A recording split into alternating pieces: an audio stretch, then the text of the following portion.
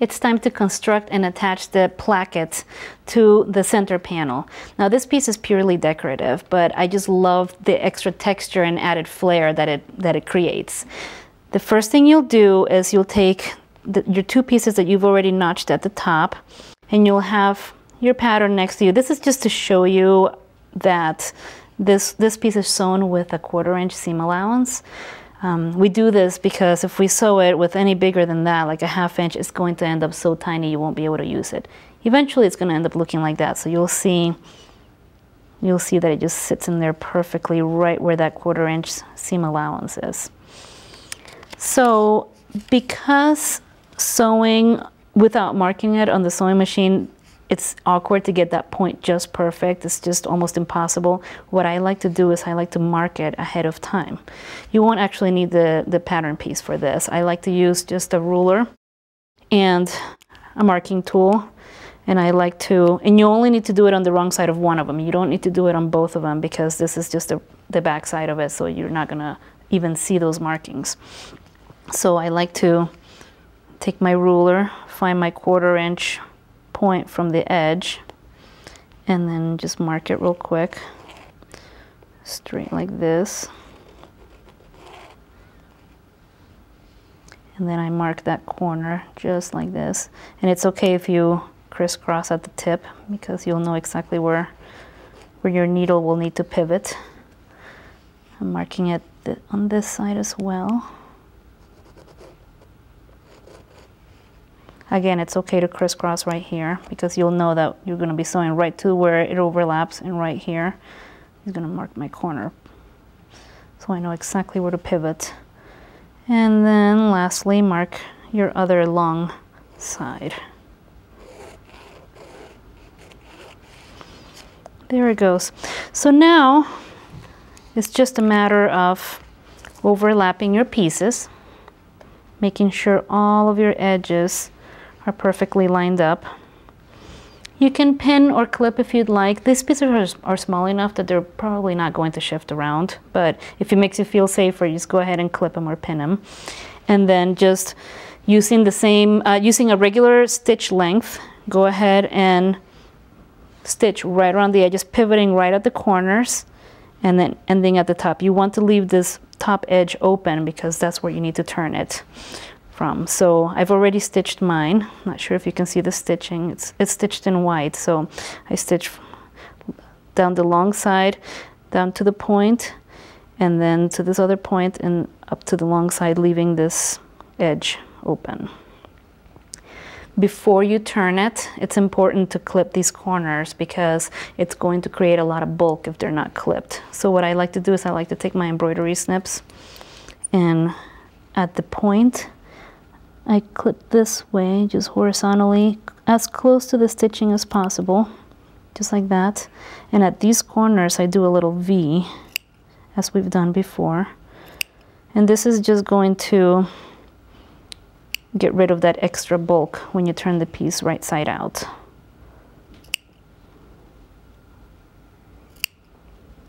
There it is. Now it's ready to turn. Take your favorite turning tool. I love my hemostat. Insert it inside your placket. I like this hemostat because it does not pierce the fabric and it turns so easily. Just have to insert it in there, make sure the fabric is grabbed. You make sure it clicks here. You hear it click, and then you can just pull and turn. These tiny little pieces are so hard to turn if you don't have a good turning tool. Check it out how easily it turns. And what I love about this tool, not only the fact that it doesn't pierce the fabric, so it's not going to damage it at all, is that I can just turn it around. I can click it closed, and it's got a pointed end, but it's rounded too, so it won't damage the fabric once I insert it back inside. And then I can use it to poke out all those little corners. I just push it gently. You don't want to push too hard because even with this point, you can always break those stitches. You just push it and make sure your corners are nice and pointy. You want to get that nice pointed edge. And then I also use my fingers to kind of roll the fabric around just to make sure your edges And then you can keep inserting your hemostat in there just to make sure your side edges are nice and fully pulled out. They're not tucked inside. I'm just going to give my 0.1 last check and make sure it's all fully pushed out. There it is. Perfect. Now I'm going to take it to the iron and just press it down. Make sure it's nice and flat. I press it from both sides. Great. So I'm just going to use the one I already had.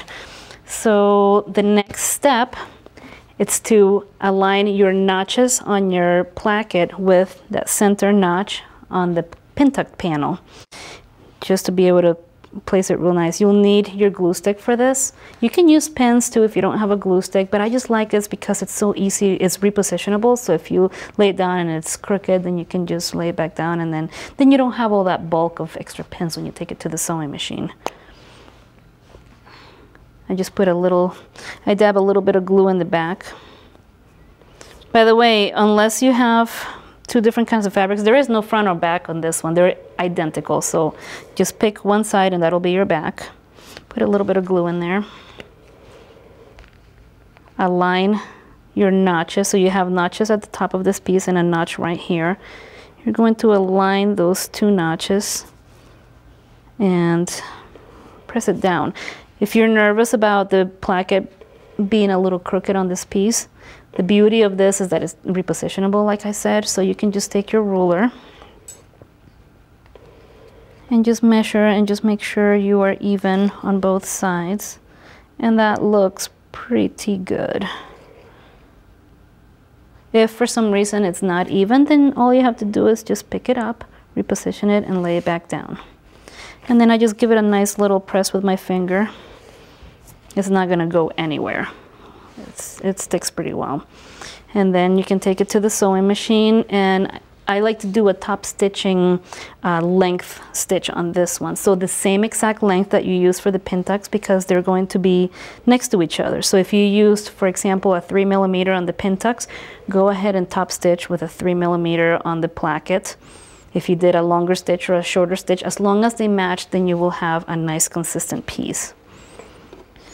So let me make sure I have the right length, and I do. I'll take the first stitch by hand just to make sure my needle is entering in the correct position. It was a little bit too close to the edge. There we go. And we're just going to top stitch around the edge of this placket to secure it to the pin tucked panel. There we go. Go ahead and back stitch at the beginning also to reinforce those stitches. If you have a machine that has a lock stitch, you can just lock stitch at the beginning. And I like to do this one slowly and carefully, because if you go a little bit off the edge, it just doesn't look as clean as you'd like to, and then you'll have to seam rip it and start again. So I go slowly on this, especially right at the point, because you have to make sure that you don't stitch too far in or too far out. Then you leave your needle in, pivot, and take a few more stitches until you get close to that point. Then leave your needle in. You can check it and make sure you're at the right spot. That looks pretty good. Put it back down. Oops. And I can actually tell I'm a little bit farther away than I'd like to. No big deal, because I haven't taken my next stitch. I can just go back over here. I'm shortening my stitch just so it'll be just right. I'm taking one more stitch, and I'm going to do that by hand. There we go. And now I'm going back to my 3mm stitch. And then you continue going up that V. Perfect. And then just vertically up to the top.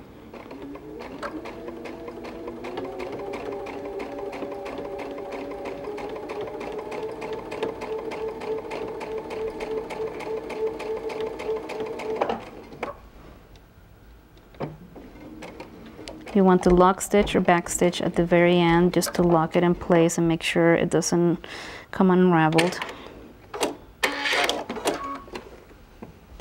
Beautiful. There it is. So now all you have to do is add the decorative buttons. Now, like I said, both the placket and the buttons are decorative. These don't serve any function. It just looks adorable and it adds extra texture, extra flair to the dress. The important thing is your top button needs to be at least an inch away from the top where your little notch is, because remember, this piece a little bit later is going to get sewn onto a lining and you'll have a 1/2 inch seam allowance. So imagine what this 1/2 inch, this is my 1/2 inch mark right here. If this is my 1/2 inch, you don't want that button to end up right there, because that would just look awkward. So you want it to be at least another 1/2 inch away from that top edge. So a full inch, I would go a full inch from that top edge for your first button.